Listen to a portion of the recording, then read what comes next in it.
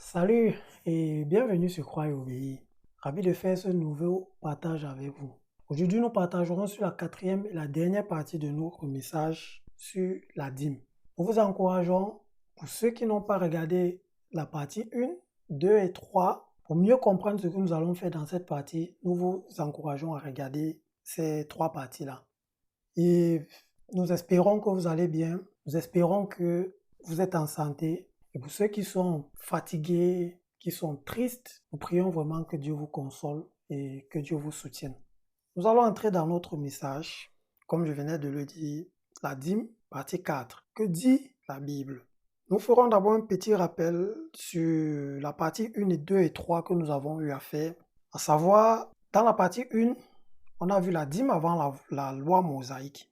Nous avons compris que Dieu n'a pas ordonné à Abraham et à Jacob de payer la dîme. Nous avons compris que Dieu n'avait pas prescrit une loi sur la dîme. Et enfin, nous avons compris que on ne peut pas prendre ces deux exemples, à savoir l'exemple d'Abraham et de Jacob, pour demander aux personnes de payer leur dîme. Bibliquement, ça ne se fait pas. Nous avons vu que la dîme d'Abraham et la dîme de Jacob étaient des descriptions ponctuelles et non des descriptions, et non des prescriptions. Et nous avons dit qu'il faut faire attention parce que la description est différente de la prescription. Ça, c'était la partie 1.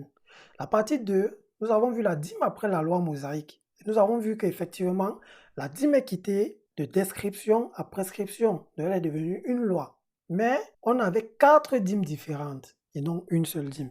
La première dîme qu'on a vue, c'était la dîme personnelle. La deuxième dîme, c'était la dîme pour la veuve, les lévites, l'orphelin et l'étranger. La troisième dîme, c'était la dîme pour les lévites et la quatrième dîme, c'était la dîme de la dîme.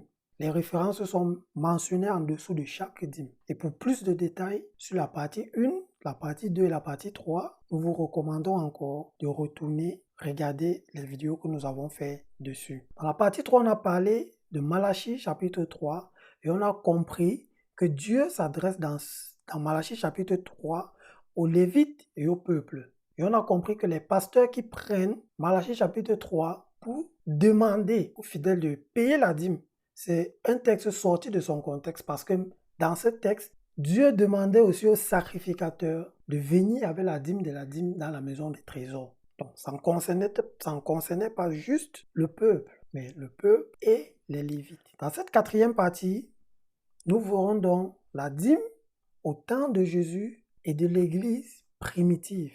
Nous avons l'image suivante qui dit « Bienvenue à l'Église, vous n'aurez pas besoin de ça ».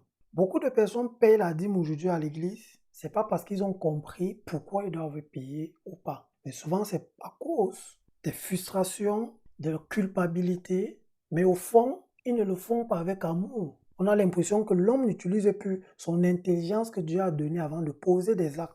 C'est pas parce que le pasteur a dit un truc qu'il faut directement sauter et faire la chose. Réfléchissez, posez-vous la question, est-ce biblique de faire cette chose? Si oui, je le fais. Sinon, je ne le fais pas. Réfléchissez parce que Dieu nous a donné l'intelligence afin que nous réfléchissons. Dans Ésaïe chapitre 1, verset 18, Dieu dit au peuple, venez et raisonnons ensemble. Il faut raisonner avec l'intelligence que Dieu nous a donnée.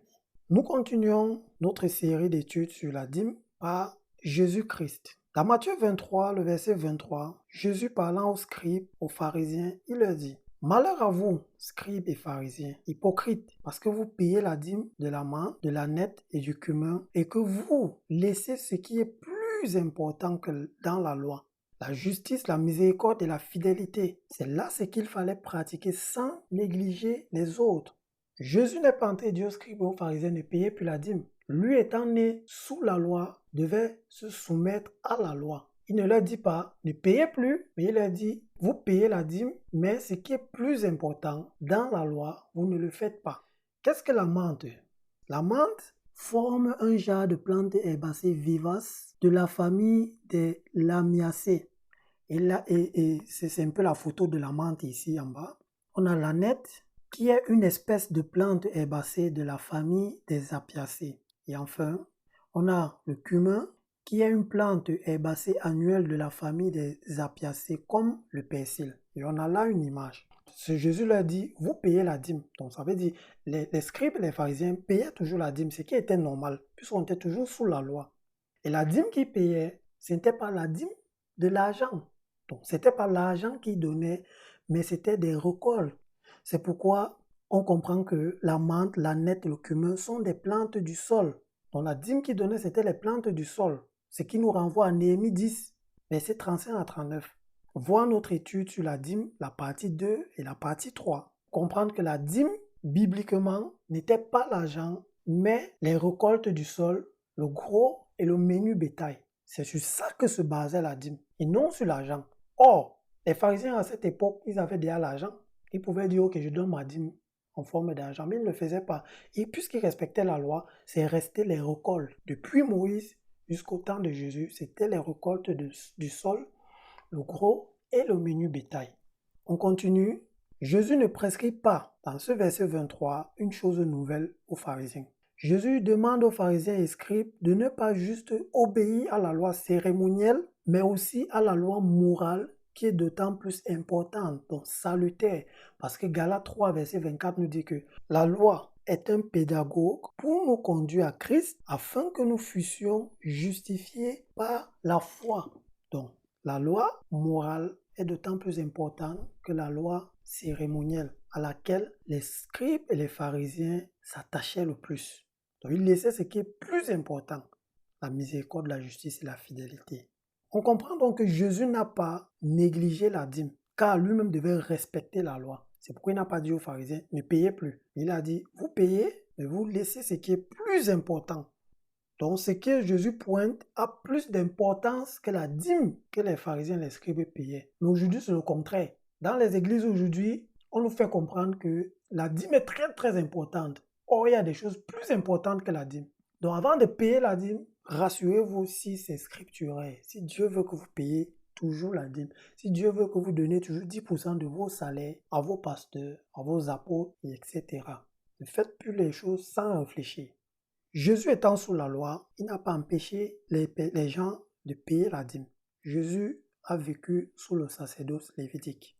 Cela se voit dans Galates 4, le verset 4. Mais lorsque les temps ont été accomplis, Dieu a envoyé son Fils né d'une femme, né sous la loi. C'est pourquoi lui-même devait se soumettre à la loi. Dans Matthieu 8, verset 4, après avoir guéri un homme, Jésus lui dit, « Garde-toi d'en parler à personne, mais va te montrer au sacrificateur et présente l'offrande que Moïse a prescrite afin que cela leur serve de témoignage. » Et en parlant de loi, nous verrons ici maintenant quelle est la différence entre la loi morale et la loi cérémonielle. La loi cérémonielle était appelée la loi des ordonnances, Éphésiens 2, verset 15. Elle a été placée à côté de l'âge, Deutéronome 31, verset 26. Elle a pris fin à la croix, Éphésiens 2, verset 15. Elle prescrit des offrandes pour les péchés. Confère Lévitique, elle est temporaire, elle révèle le Sauveur, mais elle ne sauve pas. Et elle n'a rien apporté à la perfection. De l'autre côté, on a la loi morale, appelée la loi royale dans Jacques 2, le verset 8. Elle a été placée à l'intérieur de l'âge, Exode 40, verset 20 et Deutéronome 10, verset 1 à 5. Elle restera pour toujours, Luc 16, verset 17. Elle révèle le péché, Romains 7, verset 7 et Romains 3, verset 20. La loi morale est éternelle, Psaume 111, verset 7 à 8. Elle révèle le péché, 1 Jean 3, verset 4 et Romains 7, 7. Et elle est parfaite, Psaume 19, verset 17. Donc, la loi cérémonielle était temporaire, c'est-à-dire qu'elle a pris fin à un moment précis, puisque Hébreux 7, 12 nous fait comprendre que le sacerdoce lévitique a pris fin à un moment. Et tout ce qui concerne le sacerdoce lévitique était temporaire. Ça a pris fin, comme la Bible nous dit dans Romains 10, verset 4.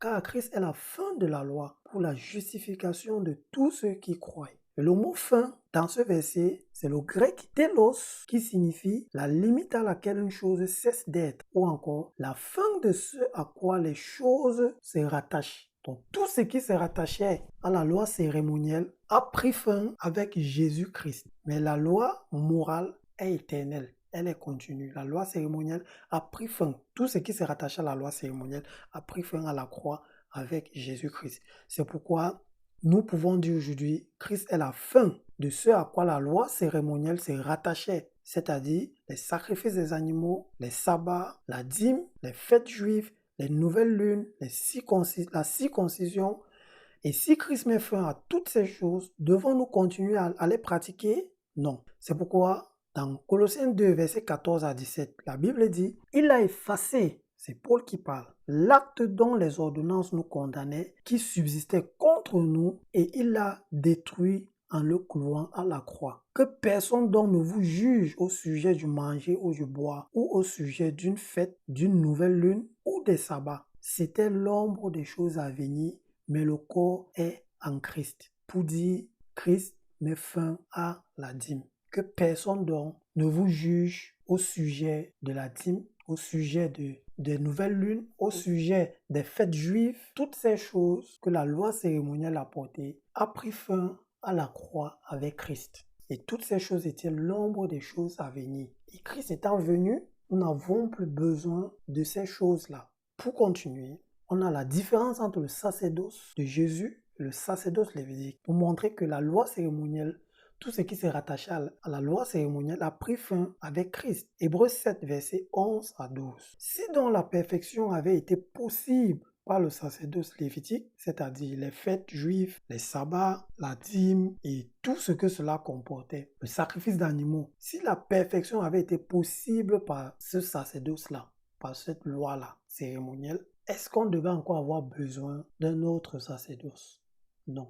Hébreux 7, versets 11 à 12, je relis. Si donc la perfection avait été possible par le sacerdoce lévitique, car c'est sur ce sacerdoce que repose la loi donnée au peuple, qu'était-il encore besoin qu'il parût un autre sacrificateur selon l'ordre de Melchisédek et non selon l'ordre d'Aaron? Car le sacerdoce étant changé, nécessairement aussi, il y a un changement de loi. Puisque le sacerdoce a été changé, le changement de loi est aussi apparu. Et un autre dans le verset, c'est le grec hétéros, qui veut dire un autre pas de la même nature, pas de la même forme ou de la même classe. Donc parce que le sacerdoce lévitique, les sacrificateurs fils d'Aaron, ce qu'ils faisaient ne pouvait pas amener l'homme à la perfection. Il a fallu qu'un autre sacrificateur, pas de la même nature, pas de la même classe, pas de la même forme, vienne sur terre pour sauver l'homme parce que le sacerdoce lévitique ne pouvait pas le faire.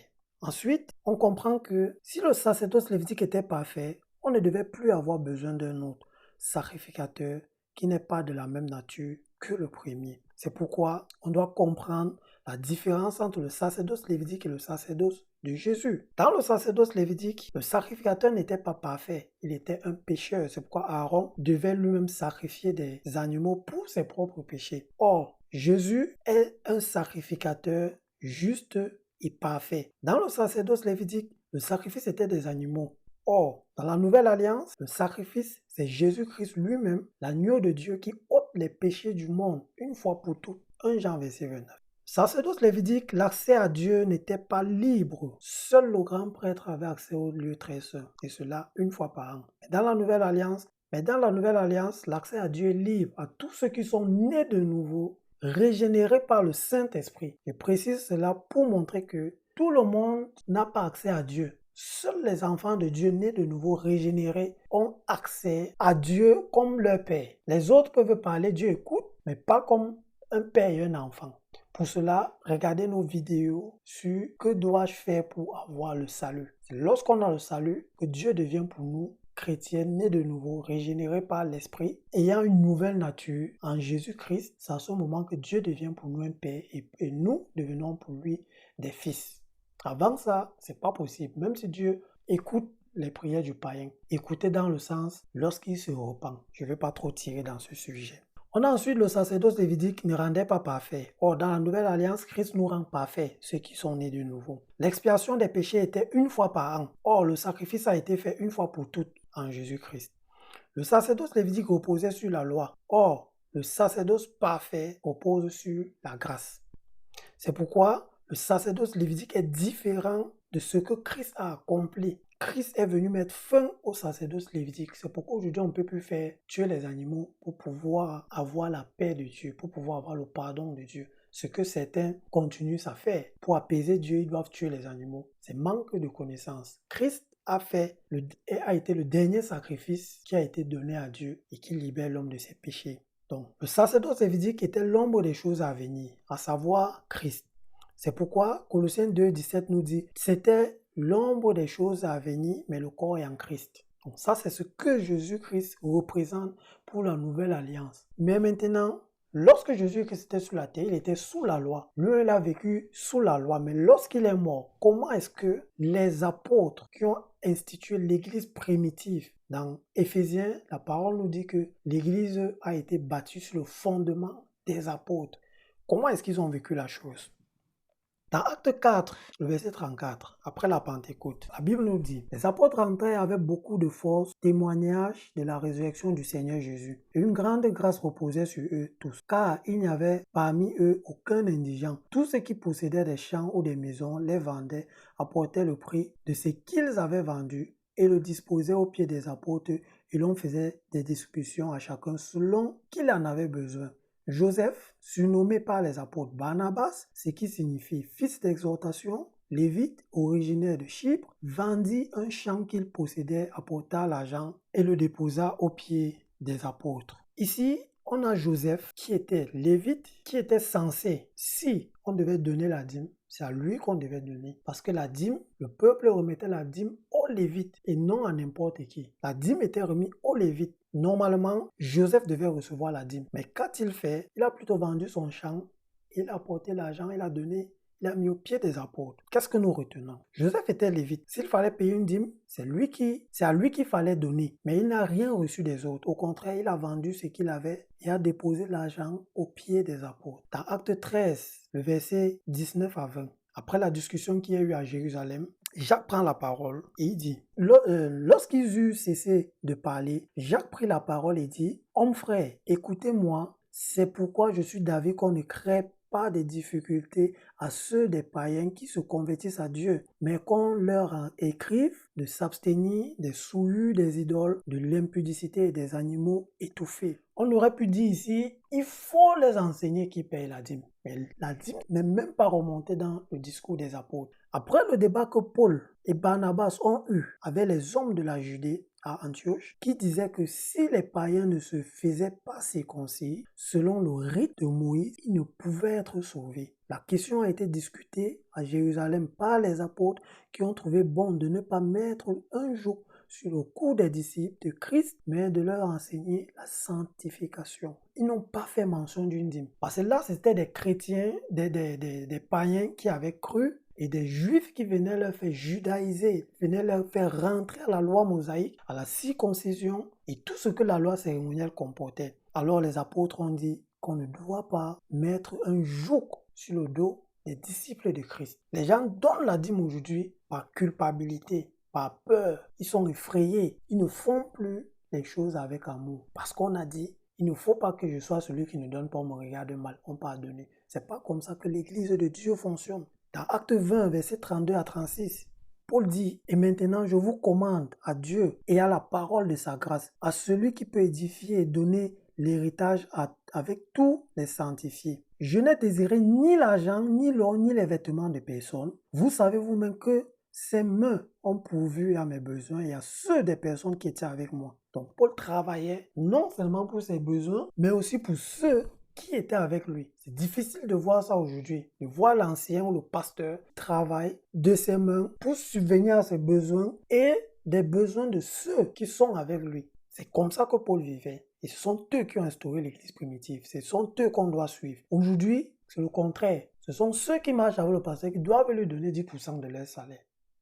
Pendant son chemin pour Jérusalem, Paul fit escale à Milette, où il a réuni les anciens de l'église Éphèse. En tant qu'apôtre de Jésus, il aurait dû recevoir la dîme pour l'œuvre de Dieu qu'il faisait. Mais c'est plutôt lui qui travaille durement pour les autres. Paul n'a pas dit, écoutez, ici, je suis quand même l'apôtre. Je suis en plein service, je suis en plein ministère. J'ai besoin que vous me donnez 10% de vos salaires chaque mois. J'ai besoin de la dîme, j'ai besoin que vous récoltez l'argent pour moi. Paul ne le faisait pas. Il travaillait de ses propres mains. Et pour continuer, nous voyons que Paul dit, « Je n'ai désiré ni l'argent, ni l'or, ni les vêtements de personne. Vous savez vous-même que ces mains ont pourvu à mes besoins et à ceux des personnes qui étaient avec moi. » Dans Philippiens 3, verset 17, Paul dit, « Soyez tous mes imitateurs, frères, et portez les regards sur ceux qui marchent selon le modèle que vous avez vu en nous. Soyez, le verbe est conjugué ici au mode impératif, ce qui exprime un ordre, une commande, une exigence. Donc Paul exige que ceux qui veulent marcher comme lui doivent avoir les regards portés sur son modèle. Et on a imitateur. La version anglaise parle de example et la version allemande parle de Vorbild, qui veut dire Paul demande aux frères de le voir comme un exemple, comme une référence à suivre. Donc celui qui dit qu'il veut regarder Paul comme une référence doit faire comme Paul a fait. Il n'a désiré ni argent, ni or, ni vêtements de personne. Il a travaillé pour ses mains, non seulement pour lui-même, mais pour ceux qui étaient avec lui. Ensuite, on a le mot modèle qui veut dire en grec toupos, le modèle dans la conformité à laquelle une chose doit être faite. Dans 1 Timothée 4, le verset 12, le même mot toupos est utilisé. Que personne ne méprise ta jeunesse, mais sois un modèle pour les fidèles en parole, en conduite, en charité, en foi et en pureté. Et dans 1 Pierre 5, verset 3, Pierre dit, non comme dominant sur ceux qui vous sont échus en partage, mais en étant des modèles du troupeau. Ceci dit, Paul travaillait de ses mains pour soutenir les faibles, nécessiteux, pauvres. Lis Acte 18, là où il fabriquait les tentes avec Aquilas et Priscille. Et ce n'était pas les faibles qui travaillaient pour soutenir son ministère. Ce sont des choses qu'il faut comprendre. Si les gens disent qu'ils veulent être des modèles, prendre Paul comme des modèles, ils doivent faire comme Paul lui-même a fait. Donc, pour ceux qui veulent marcher et avoir Paul, les apôtres comme modèle, doivent marcher comme les apôtres ont fait. Ils ne doivent pas créer de nouvelles choses, des choses où tu fouilles dans la Bible, tu ne trouves pas. Et on a vu ici que le mot modèle, c'est la conformité à laquelle une chose doit être faite. Les apôtres étant le modèle de l'Église primitive, ils ont institué ou instauré la conformité, comment les choses doivent être faites. Et pour continuer, dans 2 Corinthiens 8, le verset 1 à 5, Paul dit, nous vous faisons connaître, frères, la grâce de Dieu qui s'est manifestée dans les églises de la Macédoine, au milieu de beaucoup de tribulations qui les ont éprouvées. Leur joie débordante et leur pauvreté profonde ont produit avec abondance de riches libéralités de leur part.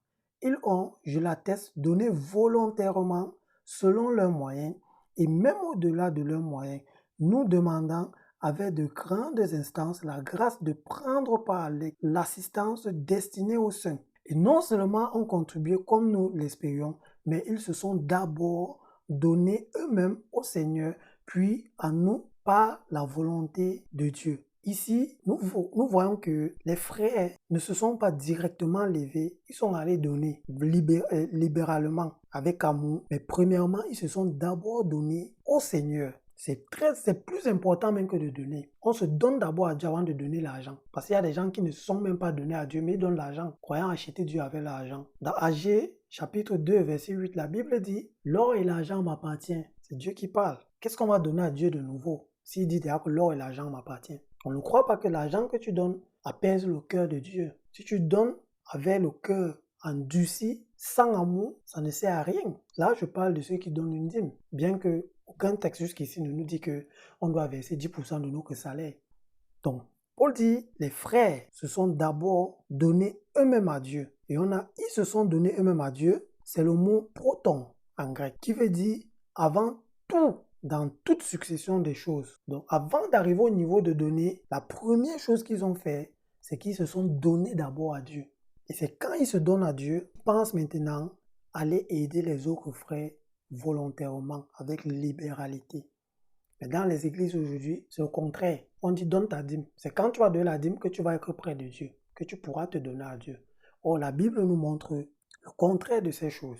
C'est qui dit, le même mot, proton, est utilisé dans Matthieu 5, 24. Laisse là ton offrande devant l'autel et va d'abord te réconcilier avec ton frère, puis viens présenter ton offrande. Donc, avant de présenter l'offrande, avant toute chose, dans cette succession de choses, on doit d'abord aller se réconcilier avec notre frère.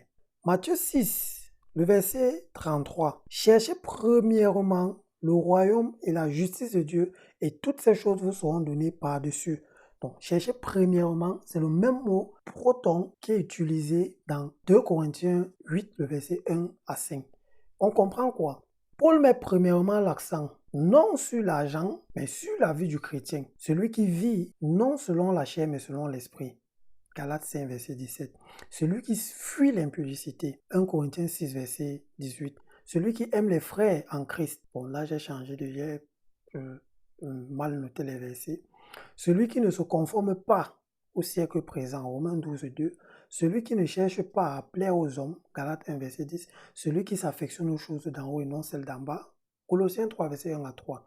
Donc, c'est à ces choses que le chrétien doit premièrement s'attacher en se donnant à Dieu. Avant que s'il veut même aider un frère qui pense à le faire, on doit commencer par là. On doit encourager les chrétiens à se donner d'abord eux-mêmes à Dieu, c'est-à-dire vivre une vie de sanctification, fuir l'impudicité, chercher la paix avec tout le monde, ne pas plaire aux hommes, mais plaire à Dieu, vivre selon l'esprit et non selon la chair. Donc c'est à ces choses que nous devons d'abord encourager les chrétiens à faire, afin qu'ils soient comme des sacrifices vivants. Ensuite, ils pourront donner volontairement selon leurs moyens, comme la Bible nous dit dans 2 Corinthiens 8. Donc, 2 Corinthiens 9, verset 7 dit que chacun donne comme il a résolu en son cœur, sans tristesse, sans contrainte, car Dieu aime ceux qui donnent avec joie. Et dans ce verset de 2 Corinthiens 9, verset 7, le mot tristesse est un état de quelqu'un qui éprouve du chagrin et de la malconie, l'affliction. Ça, c'est la définition de la rose. Donc, quand quelqu'un donne avec tristesse, tu dis à quelqu'un donne 10% de ton salaire, il est triste. Il éprouve du chagrin. Il a une affliction en donnant. Mais la Bible nous demande de donner sans tristesse, ni contrainte. Contrainte, c'est le grec anarché, qui veut dire nécessité imposée par les circonstances ou forcer quelqu'un. Donc, on ne doit pas donner parce qu'on a été forcé de le faire. Le Seigneur ne nous appelle pas à donner parce qu'on est forcé, mais qu'on doit donner avec joie. Et le mot anarché se trouve encore dans Philémon 1, le verset 14, où Paul dit « Toutefois, je n'ai rien voulu faire sans ton avis, afin que ton bienfait ne soit pas comme forcé, mais qu'il soit volontaire. » Et c'est comme ça que Dieu nous appelle à donner, de manière volontaire, et non forcé, et non contraint, et non triste. Et le mot « car » est une conjonction de coordination qui introduit une explication ou une justification. Pourquoi est-ce qu'on ne doit pas donner avec tristesse? Pourquoi on ne doit pas donner avec contrainte? Parce que Dieu aime celui qui donne avec joie. Et avec joie, c'est un sentiment de bonheur intense qui est synonyme de bien-être, de bonheur, de plaisir. C'est ça que Dieu veut. Et on a le fait que Dieu veut qu'on donne tant joyeux et non qu'on donne triste, fâché et mécontent. Ceci dit, Dieu appelle tous les chrétiens à la libéralité et non à la contrainte. Et on comprend dans 1 Pierre 5, le verset 2, « Paisez le troupeau de Dieu qui est sous votre garde, non par contrainte, mais volontairement, selon Dieu, non pour un gain sordide, mais avec dévouement. » Donc même pour servir Dieu, ce n'est pas avec la force, c'est volontairement et sans contrainte. On doit faire les choses avec amour et avec joie. La libéralité, c'est la disposition à donner généreusement et on a pour synonyme générosité et le contraire de libéralité, c'est l'avarice. Pour dire, Dieu ne nous appelle pas à être avare, mais à être généreux, à donner librement. Être généreux, ce n'est pas juste avec l'argent, car même avec le temps, avec l'aide physique ou morale, la nourriture, etc., on peut être généreux. Et aussi l'avarice est un état d'esprit qui consiste à ne pas vouloir se séparer de ses biens et ses richesses. Et comme j'ai dit, c'est pas à ça que Dieu appelle le chrétien. C'est pourquoi on doit éviter de amasser des trésors pour nous-mêmes. Nous pouvons lire cela dans Luc chapitre 12, les versets 15 à 21. Puis il leur dit, parlant de Jésus, « Gardez-vous avec soin de toute avarice, car la vie d'un homme ne dépend pas de ses biens, fût-il dans l'abondance. » Et il leur dit cette parabole, « Les terres d'un homme riche avaient beaucoup rapporté. Il raisonnait en lui-même, disant, « Que ferai-je? Car je n'ai pas de place pour serrer ma récolte. Voici, dit-il, ce que je ferai. J'abattrai mes greniers, j'en bâtirai de plus grands, j'amasserai toute ma récolte et tous mes biens, et je dirai à mon âme, tu as beaucoup de biens en réserve pour plusieurs années. Repose-toi, mange, bois et réjouis-toi. » Mais Dieu lui dit, « Insensé, cette nuit même, ton âme te sera redemandée. Et ce que tu as préparé, pour qui cela sera-t-il? Il en est ainsi de celui qui amasse des trésors pour lui et qui n'est pas riche pour Dieu. » C'est pourquoi nous avons dit, Dieu ne nous appelle pas à être avares, mais à donner généreusement. Et donner généreusement, ce n'est pas seulement l'argent.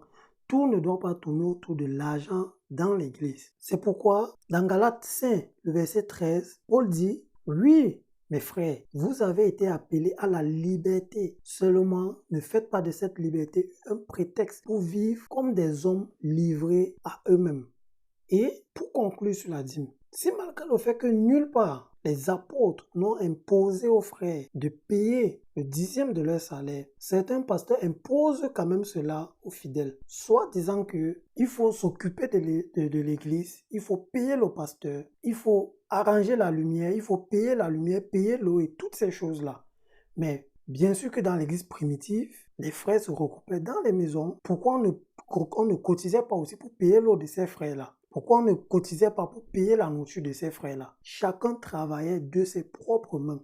Le tableau suivant montre les 4 dîmes qu'il fallait payer. Deutéronome 27, Deutéronome 14, 24 à 27 parlait de la dîme personnelle. Deutéronome 14, 26 à 29 et 26, 12 à 13 parlait de la dîme de l'étranger, de l'orphelin, de la veuve qui se tenait chaque 3 ans. Dans Nombre 18, le verset 20 à 24, on parlait de la dîme des Lévites et dans Nombre 18, 24 à 31 et Néhémie 10, 35 à 39, on parlait de la dîme de la dîme. Là, on a 4 dîmes. Mais si la dîme doit toujours être donnée, pourquoi toutes les 4 dîmes ne sont pas prises en compte? Pourquoi l'accent est mis sur l'argent? Or, la dîme dont parlent les textes dans le Premier Testament parle des récoltes de la terre, les fruits des arbres et le bétail. Pourquoi on met seulement l'accent sur l'argent? On doit faire attention parce que jamais la dîme n'a été l'argent au temps de la loi. Bien que l'argent existait déjà, nous avons mentionné cela dans plusieurs textes,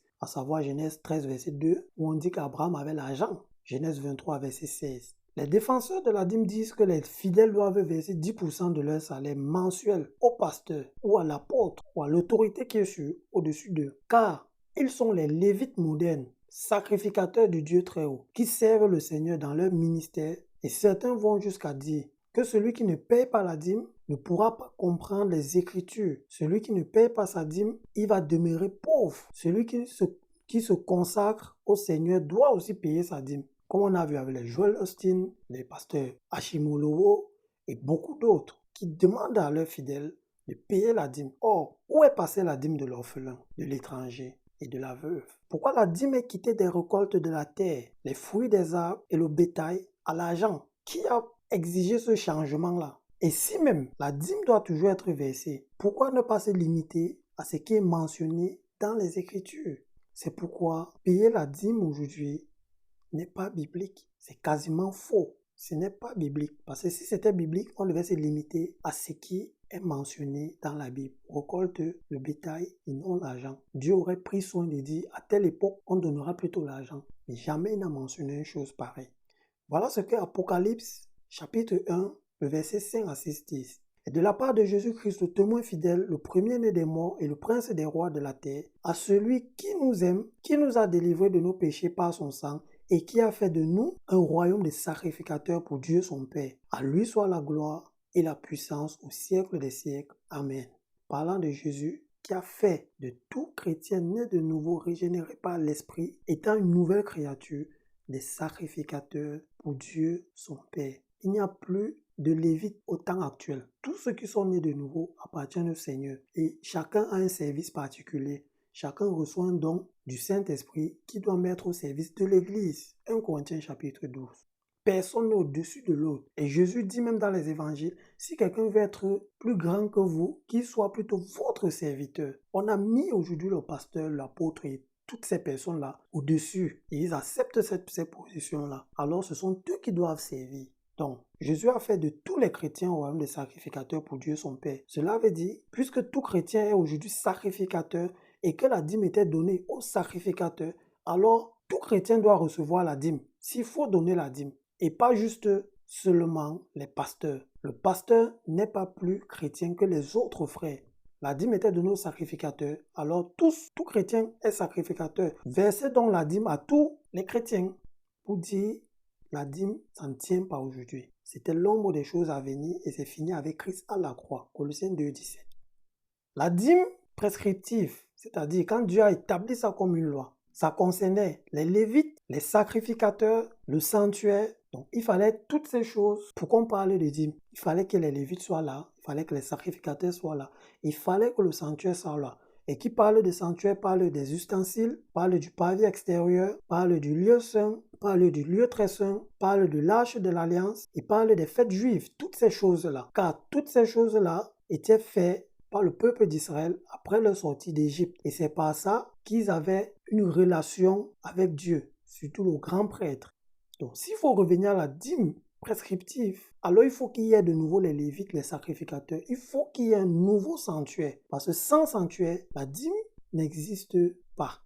Et nous avons vu dans la troisième partie de notre étude sur la dîme, lorsque les enfants d'Israël sont partis en captivité à Babylone, le temple de Jérusalem a été détruit, le mur de Jérusalem a été détruit. On ne parlait plus de dîme, puisqu'il n'y avait plus de sacrificateurs, il n'y avait plus de sanctuaire. Pourquoi on apporte la dîme de la dîme dans la maison du trésor? Donc, dit qu'il faut revenir à cette dîme-là. Il faut qu'il y ait de nouveau les Lévites, les sacrificateurs, le sanctuaire. Et on a parlé du service que les Lévites accomplissaient dans le sanctuaire, dans Nombre 8, versets 23 à 24, où l'Éternel parlait à Moïse et dit, « Voici ce qui concerne les Lévites, depuis l'âge de 20 ans et au-dessus, tout Lévite entrera au service dans la tente d'assignation pour exercer une fonction. » Donc, il faut encore ces personnes-là. Et savoir que la dîme prescriptive était seulement pour les Juifs. Moi, je suis d'origine camerounaise.